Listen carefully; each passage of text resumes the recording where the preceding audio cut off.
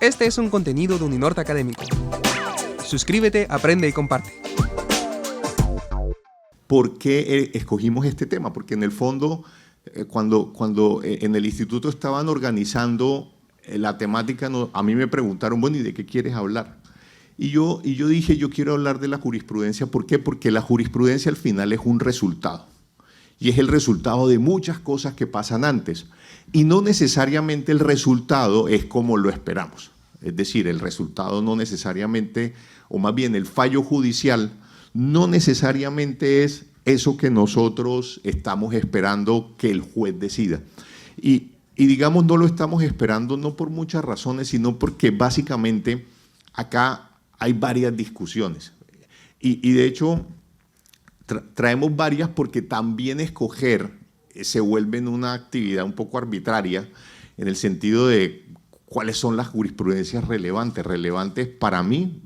Rodrigo, por ejemplo, me dijo, mira, yo quiero hablar de el descuento de los impuestos pagados en el exterior como deducción de renta, y yo dije, maravilloso, porque a mí ese tema no es que me guste mucho, pero entonces yo le dije a Rodrigo, no hay ningún problema, habla todo lo que quieras de esa sentencia. A lo que voy es, se vuelve un ejercicio arbitrario, y entonces básicamente yo les traje varios ejemplos de sentencias que no necesariamente son relevantes desde el punto de vista de discusiones sofocadas, sino porque creo que resuelven potenciales litigios.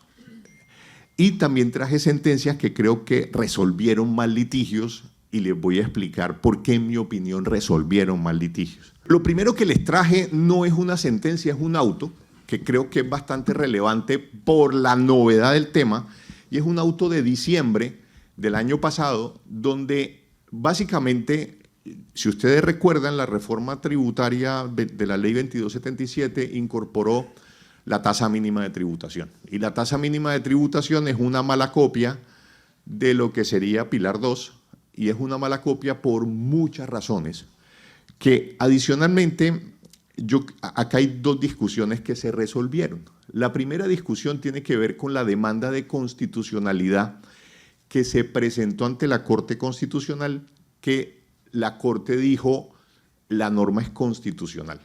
Y digamos que frente a la constitucionalidad de la norma, muchas personas hoy siguen teniendo dudas, a pesar de la sentencia, de si la norma es constitucional. De hecho, existen otras demandas que se siguen cursando ante la Corte y que eventualmente pueden derivar en una exequibilidad o una inexequibilidad de uno de los apartes de la ley. Y de eso Rodrigo les hablará un poco más adelante. Yo me voy a centrar en el auto, porque el auto es relevante.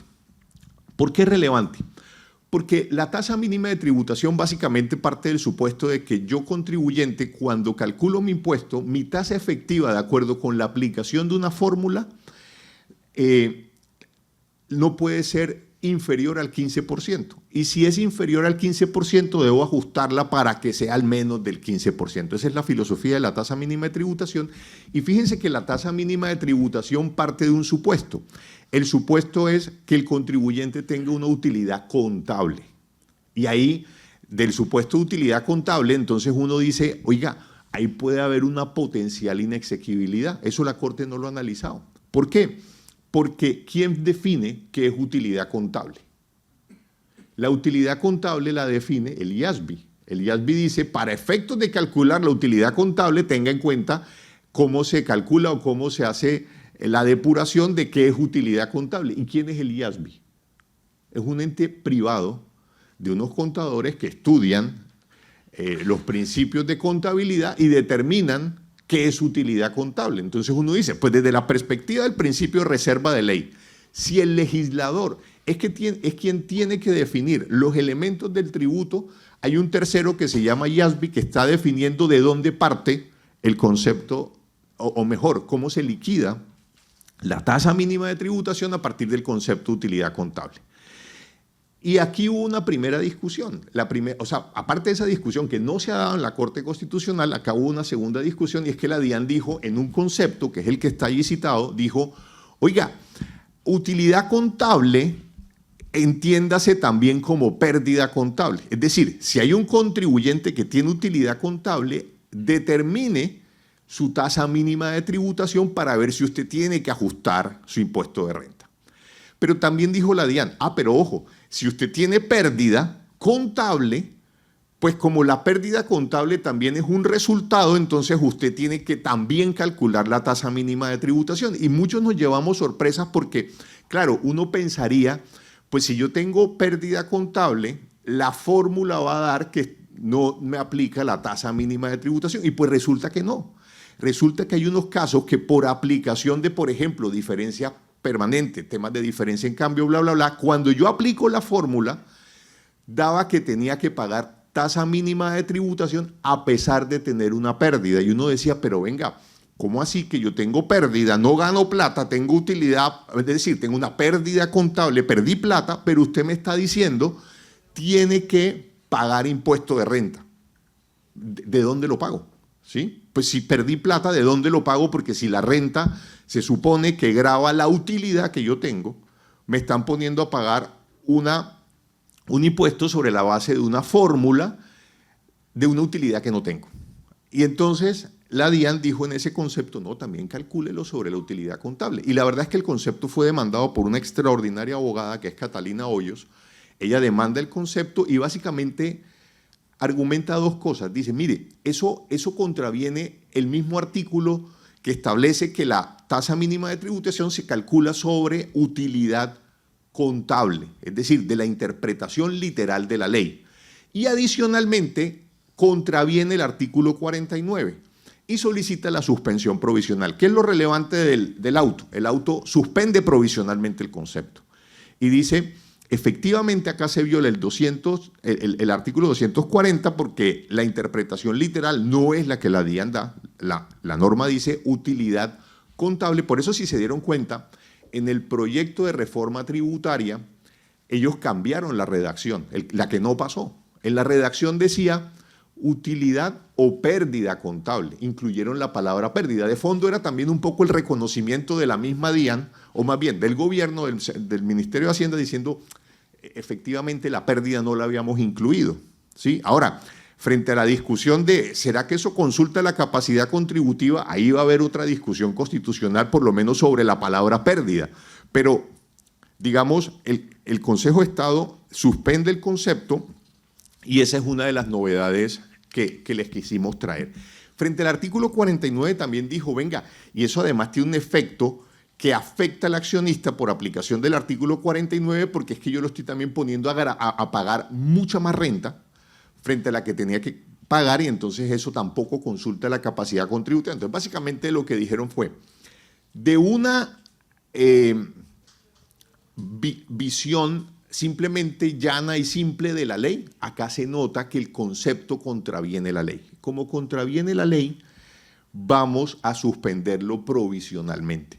Y en esto voy a hacer un comentario sobre las medidas cautelares que se solicitan en los procesos. Porque fíjense que para que el Consejo de Estado ordenara la suspensión provisional, tuvo que decir la ley, o más bien, el concepto demandado, cuando yo lo comparo con la ley, yo veo que es abiertamente contrario a la ley. Pero si yo me voy a las normas, y eso lo viene aplicando el Consejo de Estado a rajatabla, ese mandato. ¿Y por qué me quiero detener ahí? Porque desde el año 2012, las medidas cautelares de suspensión provisional no dicen eso. Las medidas cautelares no dicen que la ley, cuando yo la comparo, o la norma demandada, cuando la comparo con la ley, tiene que ser abiertamente contraria para ordenar la suspensión provisional. ¿Qué es lo que estoy tratando de decir?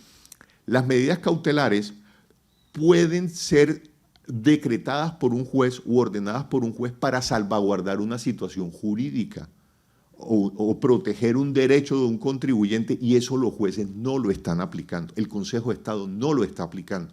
Se quedaron con el decreto 01 del 84 que decía, cuando usted compara la ley, tiene que ser abiertamente contrario. Entonces, un poco acá, claro, yo celebro el fallo, pero también de fondo hay una crítica y es, no se necesita que sea abiertamente contrario a la ley para que yo ordene la suspensión provisional. ¿sí? Ese es como el primer fallo que trajimos. Uno de los dos temas que me correspondió revisar fue el mismo que acabamos de revisar, el de la tasa de tributación depurada o la tasa de tributación mínima, creado por la ley, como muy bien ya está explicado. Digamos que el enfoque que acabamos de dar es el de un concepto ante el Consejo de Estado, y en noviembre del año pasado salió ya una sentencia en la Corte Constitucional comunicando cuál sería el sentido del fallo. Sin embargo, hasta ahora no han publicado el texto de la decisión, de tal forma que hasta ahora, pues en cierta forma, estamos un poco atenidos solo a lo que dice el comunicado y no conocemos el detalle del mismo. En esencia, la demanda o la acción de inconstitucionalidad atacaba dos temas. Uno de ellos básicamente dice que en la forma como establecida la formulación viola el principio de capacidad. ¿En qué sentido? Para ponerlo con un ejemplo muy sencillo. Uno de los ejemplos es, por ejemplo, en la diferencia en cambio. Un exportador saca una factura el 30 de diciembre, pero no cobra esa factura sino hasta el año siguiente, es decir, esa factura va a tener incidencia para estos temas en dos vigencias fiscales. En el primer año, en el año que hizo la factura, para efectos tributarios, esa diferencia en cambio no está realizada, de tal forma que para efectos tributarios no se debe declarar. Sin embargo, para efectos contables, de acuerdo como está redactada la fórmula en el artículo 240, sí debe reflejarse, de tal forma que esa misma diferencia en cambio en la primera vigencia fiscal va a estar de alguna forma tributando, porque es un elemento contable, y luego cuando haya el ingreso en el año siguiente, porque el exportador recaudó su factura, se realiza esa diferencia en cambio y va a tener una tributación también, de tal forma que uno podría decir que hay un doble efecto del mismo hecho en la tributación. La diferencia, la definición de ingreso, es decir, aquí tenemos como un elemento patrimonial en el primer año y en el segundo año está la diferencia en cambio. Lo que ha dicho el comunicado de prensa, que no es muy extenso, es que este tema no viola el principio de capacidad, que la Constitución, si bien el artículo 26 del Estatuto Tributario tiene una definición de ingreso, a nivel constitucional no estamos regidos por ese principio, de tal forma que el Congreso sí tenía la facultad de crear esta nueva norma en esta forma. El segundo tema tiene que ver con las empresas que consolidan estados financieros, ya que de alguna forma les obliga a ellos también reflejar en esta fórmula contable los ingresos consolidados por operaciones de empresas que están en el exterior, lo cual pues por lo general no es parte de la depuración de la renta. En este sentido también la Corte Constitucional, de acuerdo al concepto, en una frase muy corta, establece que es exequible en un juicio integrado de igualdad, de tal forma que tenemos que esperar a que salga la sentencia y ver de verdad cuál va a ser el alcance de este pronunciamiento. Sí, digamos, sobre la demanda de inconstitucionalidad, yo creo que hay un comentario que creo que es válido, y es: la Corte hace un test leve de igualdad. Sobre la base de hacer el análisis desde la perspectiva de un test leve de igualdad, dice la norma es exequible. Pero creo que también hay un comentario que creo que desde la academia vale la pena poner el dedo sobre la llaga, y es hasta qué punto todas las discusiones tributarias deben resolverse mediante análisis de test leve de igualdad cuando se argumenta que lo que se viola es el principio de equidad o de igualdad. ¿Por qué? Porque cuando yo hago un test leve, pueden haber entonces situaciones desiguales que precisamente bajo la perspectiva de que el legislador tiene un poder de configuración legislativa, él puede entonces crear tributos que generen inequidades. Y entonces, ¿qué es lo que ha venido pasando en la vida real? Lo que ha pasado en la vida real es que el sistema tributario está lleno de inequidades. Inequidades que no son controladas por la Corte Constitucional sobre la base de que siempre aplica un test leve de igualdad. Y entonces uno dice, venga, está bien, puede ser que yo aplique en un caso puntual un test leve de igualdad. Y yo puedo generar entonces esas inequidades desde la perspectiva del análisis constitucional. Pero cuando yo lo aplico en todos los casos, sin excepción a rajatabla, entonces genero esas inequidades. Por ejemplo, en el caso de la consolidación.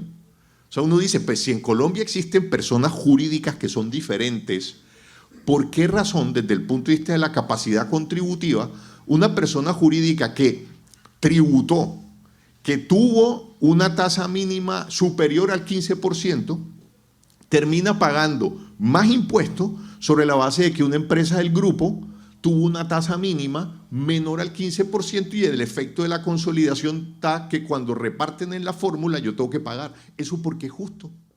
¿Eso cómo consulta la capacidad contributiva? Y fue lo que la Corte avaló. Entonces uno dice, venga, de verdad vale la pena que revisen si en todos los casos vale la pena hacer un test leve de igualdad. Ese es como mi comentario respecto de la sentencia de la Corte Constitucional. Ahora, les traje esta otra sentencia que desde el punto de vista de la temática a mí me encanta por una razón. Porque si ustedes se dan cuenta, es una sentencia de Colombina contra la DIAN, eran deducciones que usualmente los contribuyentes aceptan en las fiscalizaciones. O sea, la típica discusión de que llega un funcionario de la administración, fiscaliza al contribuyente y le dice, venga, usted tiene unos gastos donde usted le paga una plata de afiliación a un gremio y yo se lo voy a rechazar porque esos gastos no tienen relación de causalidad con la actividad generadora de renta. Era ejemplo típico de fiscalización. ¿Y qué pasaba usualmente en las fiscalizaciones? Que hay una palabra que los tributaristas de los 80 acuñaron, que era dejar los findings en la declaración. Los findings que eran erogaciones que eventualmente yo incluyo como una deducción, pero que si la administración encuentra, yo lo puedo aceptar. ¿Para qué? Para que me devuelvan el saldo a favor, para destrabar el proceso de fiscalización. Hay una frase sabia que un cliente me dijo y es: yo sé que en Colombia siempre que hay una fiscalización tengo que pagar algo. Esos son los findings. Entonces, deje algo y la administración entonces si lo encuentra, usted se lo corrige, el funcionario se va contento y usted destraba su solicitud de devolución. Eran este tipo de gastos, por eso los traje.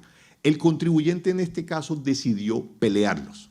Dijo, no voy a aceptar ninguno. Si ustedes se dan cuenta, eran pagos a sindicatos, pagos a gremios, pagos de arancel judicial.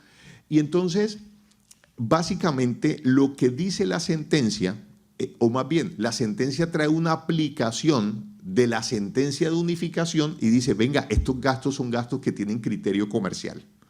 Y además de que tienen criterio comercial, son necesarios desde la perspectiva de la actividad generadora de renta porque coadyuvan al contribuyente a obtener rentas. Y entonces acepta la deducibilidad de todos esos gastos. De hecho, hay otra sentencia que a mí me gustó todavía más, también sobre la aplicación del artículo 107, que es una de SAP contra la DIAN Renta 2011. ¿Por qué me gustó? Porque básicamente lo que hizo SAP fue que compró un establecimiento de comercio de una sociedad que se llamaba SAP Andina, de una vinculada. SAP Andina era una empresa de Venezuela que tenía una sucursal en Colombia que hacía negocios en Colombia. Vean lo interesante del fallo. Cuando pasa toda la situación política de Venezuela, SAP dentro de su reestructuración dice, yo voy a dejar el negocio de Venezuela. Sí, porque política. Y obviamente hay una sucursal de esa sociedad venezolana que era SAP Andina y del Caribe, que estaba en Colombia, que hacía negocios en Colombia, tenía clientes colombianos, desarrollaba su actividad generadora de renta en Colombia y crean una sociedad colombiana, SAP Colombia S.A. hoy SAS. Entonces, SAP compra a SAP Andina, hacen un estudio de mercado, pagan el valor que dice el estudio de mercado y SAP viene constantemente generando pérdidas, todos los años. La DIAN le rechaza la amortización del crédito mercantil, o sea, lo que ellos pagaron por SAP Andina, diciendo usted no tiene derecho a tomarse esa deducción porque usted tiene pérdida, tema número 1. Y tema número 2, usted no demuestra que la compra que usted hizo de SAP Andina está coadyuvando a su actividad generadora de renta, hasta el punto que usted hoy está teniendo pérdidas. Ellos demandan, pierden en primera instancia, que es lo más interesante del caso. Por eso se los quería contar. Demandan y pierden. Y el Tribunal Administrativo de Cundinamarca dice, es que de acuerdo, es que vean lo chistoso. Estoy hablando de una sentencia del año pasado, 2024. Ya se había proferido la sentencia de unificación del artículo 107, que había interpretado el artículo 107, que había dicho el Consejo de Estado, el gasto no tiene que tener un ingreso asociado para ser un gasto deducible. Eso lo dice la sentencia de unificación frente al requisito de causalidad. El Tribunal Administrativo de Cundinamarca dice, de acuerdo con la sentencia de unificación, el gasto, es decir, la amortización del crédito mercantil no es deducible porque la sociedad está en pérdida y no tiene ingresos relacionados. Y entonces yo decía, venga, aquí o pasaron dos cosas y yo no sé cuál es peor. O el tribunal leyó la sentencia y no la entendió, lo cual es grave, porque uno dice, son jueces que se supone que están, digamos, en una alta corte, o les valió 5 la sentencia, lo cual es, yo creo que peor. O bueno, no sé qué sea peor, no sé si dejar de aplicar una sentencia o no entenderla. Se presenta el recurso de apelación y el Consejo de Estado revoca la sentencia del tribunal y dice, de acuerdo con la sentencia de unificación, no es necesario que tenga una actividad, o más bien, que el gasto tenga un ingreso relacionado, con lo cual si la empresa estaba en pérdida, no importa. La amortización del crédito mercantil es deducible y entonces revoco la sentencia. ¿Por qué quise traer ese fallo? Porque es que nosotros los litigantes todo el tiempo nos tenemos que enfrentar a eso en la jurisdicción. Yo siempre digo, el litigio tributario es un tema de largo aliento, porque es que el contribuyente, ojo, va a perder con la DIAN. 94% de los recursos de reconsideración son confirmados por la DIAN, es decir, confirman el acto recurrido. Datos de la DIAN. Hace unos años era 91, es decir, la situación era grave, hoy es más grave, 91%. Y cuando uno se va a la jurisdicción, en segunda instancia, el 75% de las sentencias son total o parcialmente favorables a los contribuyentes. Y uno dice, venga, eso no es lógico. O sea, no es lógico que yo pierda casi todo en la DIAN y gane la mayoría en la jurisdicción. O sea, no hay congruencia. Entonces, claro, el tema de fondo es, ¿y qué pasa en el entretanto? En el entretanto también pasa que los tribunales usualmente confirman la posición de la administración tributaria. ¿Por qué? Porque no existe, por muchas razones, pero es porque no existe una jurisdicción especializada, básicamente. Y entonces en esto hay una doctrina, lo que llamaron los gringos la doctrina Chevron. La doctrina Chevron era, que además fue overruled, es decir, ya le echaron para atrás, lo que decía era, cuando usted juez no tenga conocimiento de un área especializada, dele la derecha a la administración que sí conoce sobre un tema especializado. Eso es lo que pasa en la jurisdicción. Yo, juez, como no comprendo el tributario, entonces confirmo el acto administrativo y que el Consejo de Estado resuelva esa vaina porque yo no me voy a tomar trabajo. ¿Sí? Entonces, es un tema grave. Porque, ¿qué pasa? Que al final, entonces, la discusión se torna como la de SAP. Es decir, ¿ustedes creen que SAP creía cuando los abogados, cuando les decíamos, porque yo tuve la oportunidad de llevar ese litigio, oiga, es que vamos a ganar? Y ellos decían, pero ¿cómo así que vamos a ganar? Es que perdimos en la DIAN, perdimos en primera instancia. O sea, nosotros no vamos a ganar. Y el único que creía que iba a ganar era yo. Entonces en el fondo, pues es difícil. Y entonces creo que un poco el mandato es, pues las discusiones son discusiones de largo aliento, ¿sí? Por eso trajimos estos casos de... y voy a quedarme acá para darle la palabra a Rodrigo, porque de verdad Rodrigo trajo la sentencia más importante de todas. Pero es que esta también es relevante.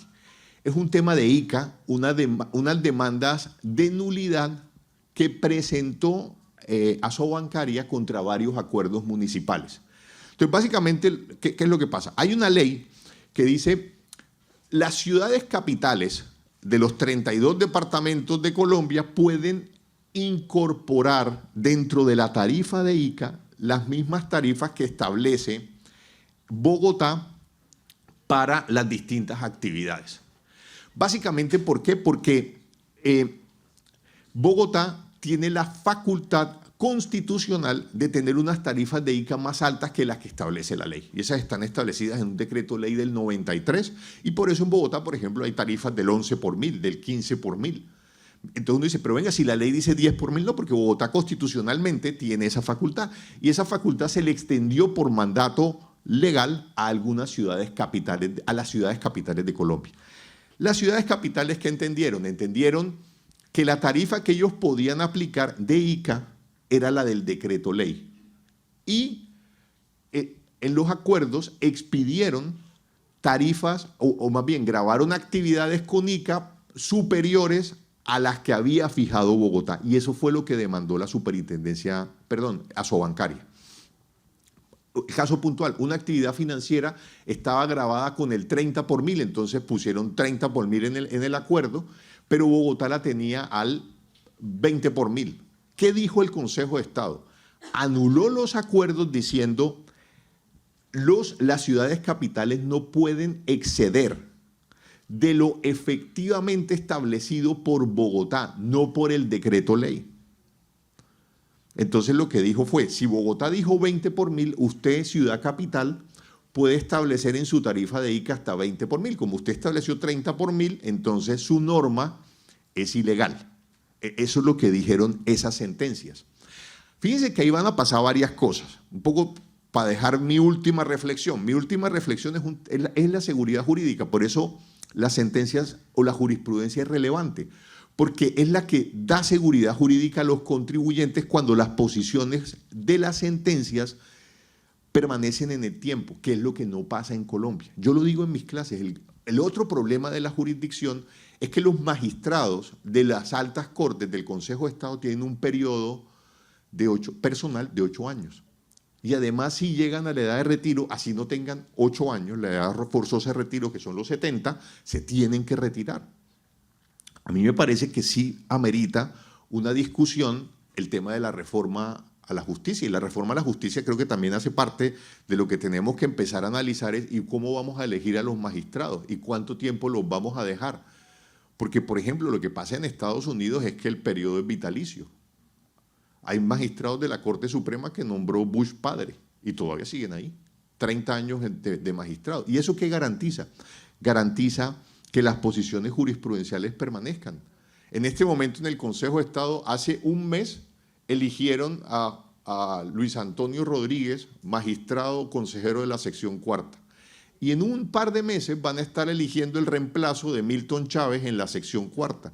Y hace un año eligieron a Wilson Ramos, magistrado de la sección cuarta. Y hace 3 eligieron a Miriam Estela. Es decir, en 3 años el Consejo de Estado cambió el 100% de la conformación de los consejeros de Estado. Y uno dice, ¿van a permanecer las posiciones judiciales? Pues no necesariamente. Y ahí es donde quiero acotar acá. Porque en esta sentencia hubo un salvamento. Wilson Ramos salvó el voto. Wilson Ramos dijo, yo no estoy de acuerdo con la posición mayoritaria. ¿Por qué?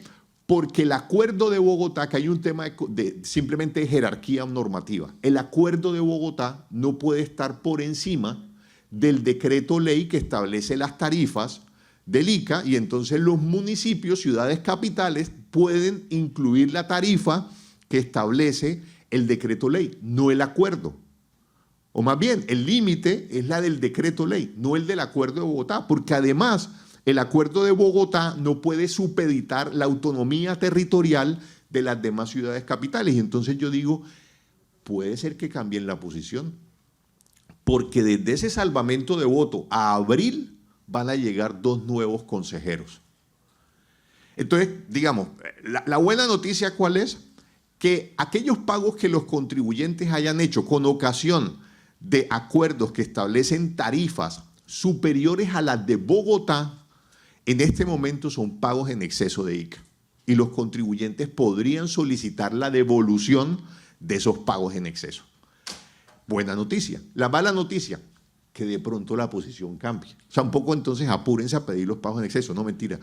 Vamos a revisar una sentencia reciente del Consejo de Estado que revisa una doctrina de la DIAN que tiene una incidencia muy importante en materia de exportación de servicios.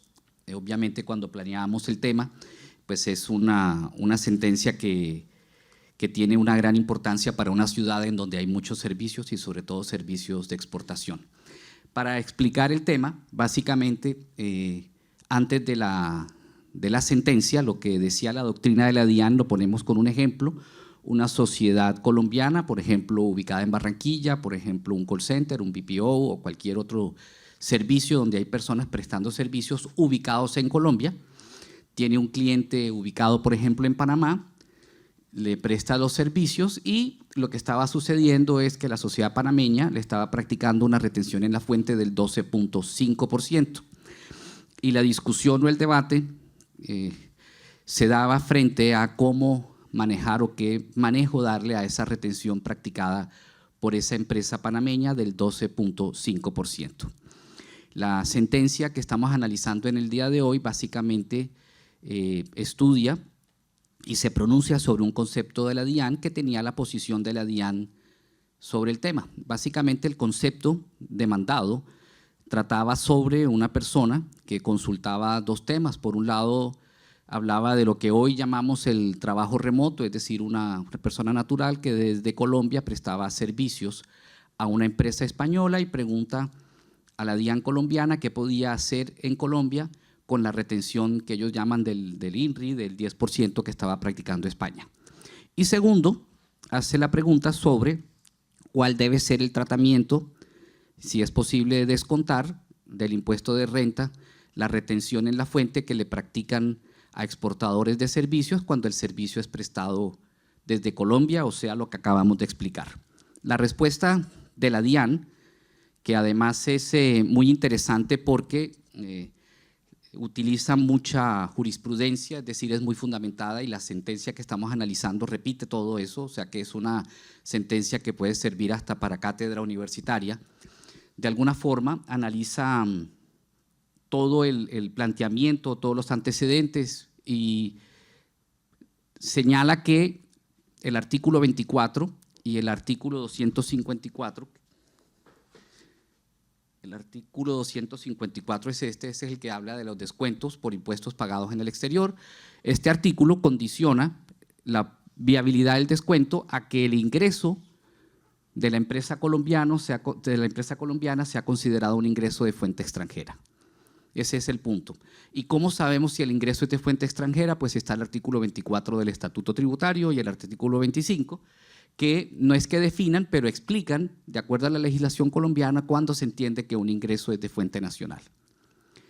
Cuando miramos el tema de servicios en el artículo 24, es evidente, es claro, de acuerdo a la jurisprudencia y en realidad de acuerdo a una lectura que uno haga del artículo, efectivamente un servicio prestado por personas que están ubicados en Colombia se entiende un ingreso de fuente nacional. Y al ser un ingreso de fuente nacional no se cumplen con todos los requisitos que establece el artículo 254 para poder descontar una retención o un impuesto descontado en el exterior por la persona que nos hace el pago del servicio.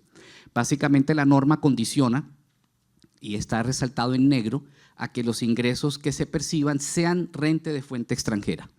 En el caso que le consultan a la DIAN, que es el caso que está siendo demandado en la sentencia, el servicio es prestado por una persona que está en Colombia, en la primera pregunta, y en la segunda pregunta se refiere en esencia a un servicio prestado por un exportador de servicios. La DIAN manifiesta y confirma que no es posible descontar porque no se cumplen con los requisitos del artículo 254. El concepto de la DIAN también dice que no es posible deducir esa retención como una alternativa supletiva. La sentencia hace una explicación larga de por qué no es posible deducir y por qué no es posible descontar. La sentencia no, el concepto de la DIAN, y en la sentencia cuando lo analiza lo repite todo.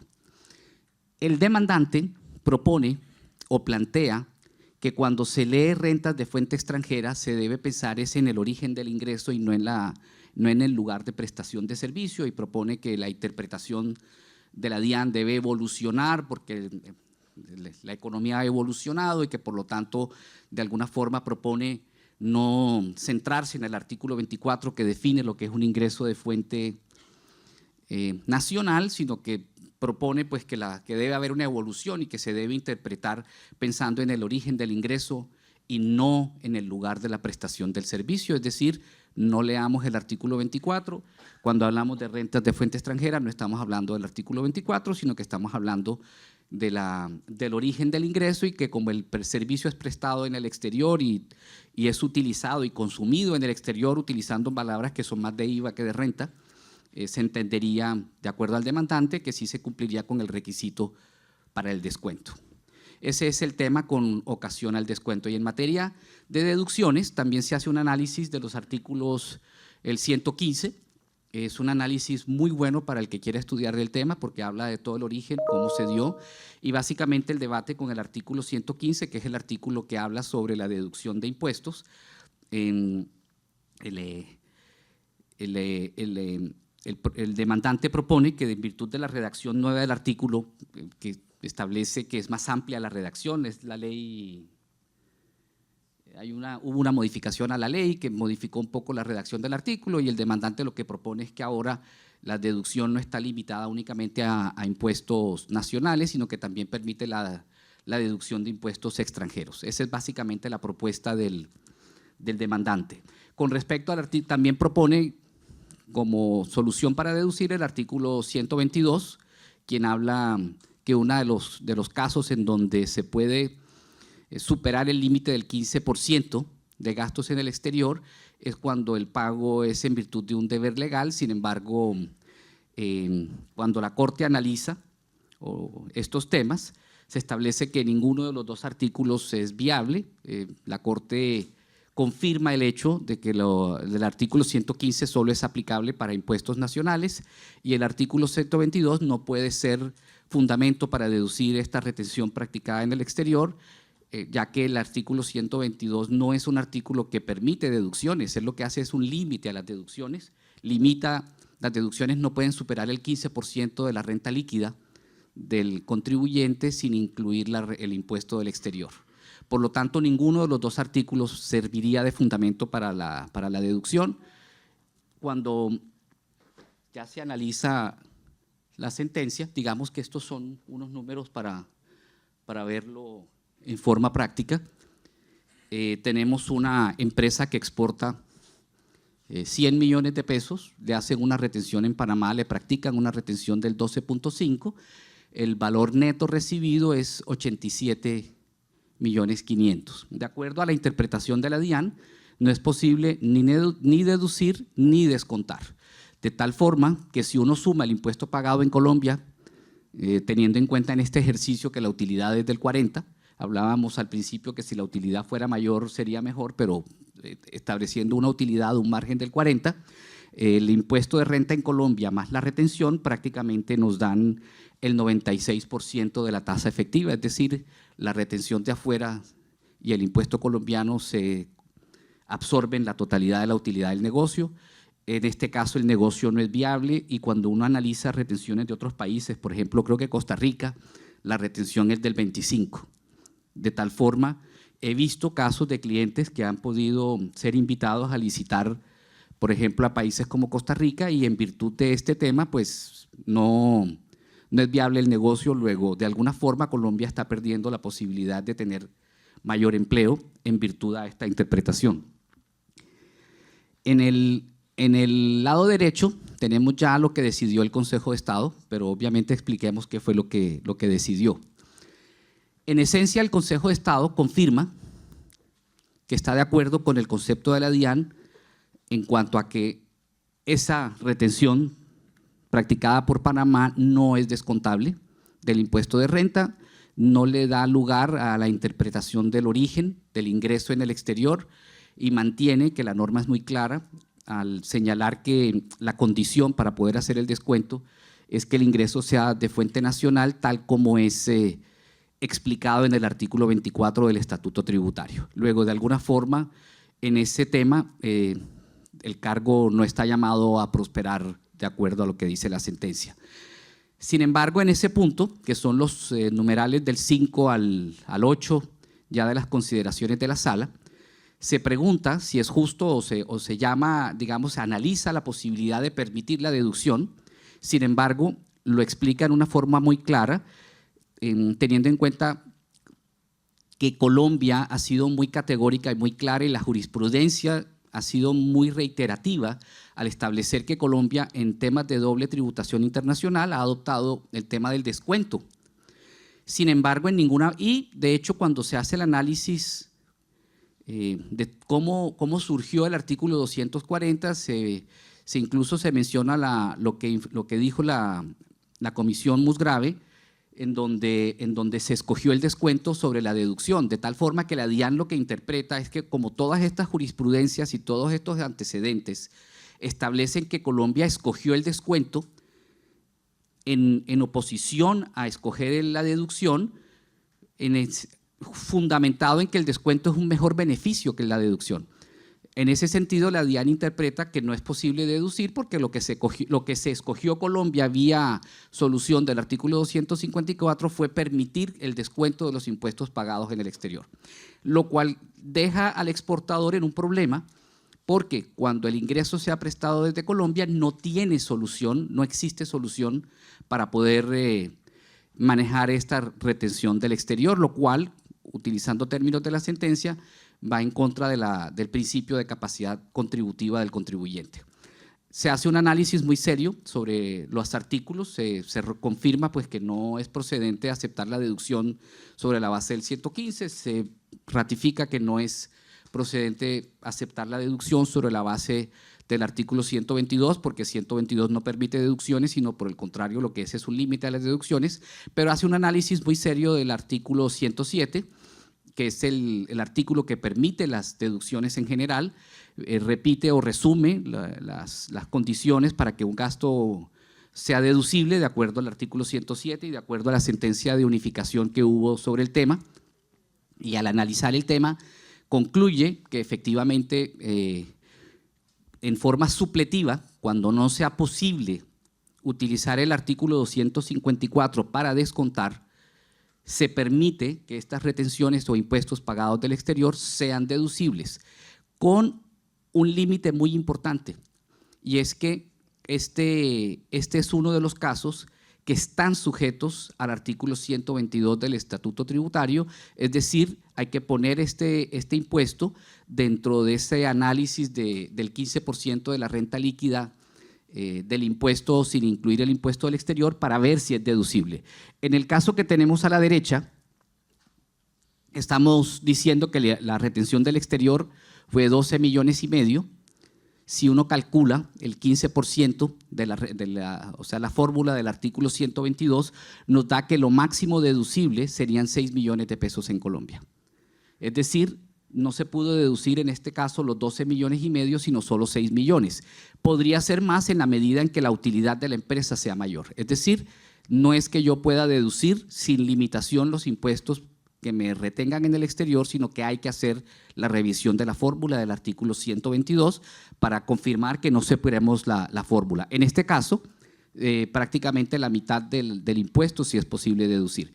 Y como ya sabemos, la diferencia entre deducir y descontar es muy grande. Es mucho mejor el descuento, ya que el impuesto se resta del impuesto a pagar. En cambio, en la deducción lo que vamos es a ponerlo como otro gasto en la depuración de la renta, de tal forma que no es que vamos a reducir en 6 millones el impuesto a pagar, sino que es otro gasto. Si lo vemos en números, pasamos del 96 al 88 en tasa efectiva. Luego la solución en este ejemplo no es tan importante. Para que la solución sea más importante, tendríamos que tener un negocio con una utilidad mayor para poder deducir el total de la retención. En términos generales, tenemos este cambio de doctrina, es un cambio positivo, ya que hemos visto a muchas empresas que de verdad tienen esta situación. Ya sabemos que hoy en día sí es posible deducir las retenciones del exterior, pero limitado a que debe ser una solución supletiva. Primero hay que analizar si es posible descontar o no en virtud del artículo 254, y la sentencia también hace unas explicaciones muy interesantes sobre qué sucede cuando el servicio es prestado a un país con el cual Colombia tiene o convenio para evitar doble tributación o de la CAN, que ahí se habla de la exención y también se hacen particularidades de cómo manejarlo. Esa sería como la idea. Explora más contenidos de tu interés. No olvides suscribirte a nuestro canal.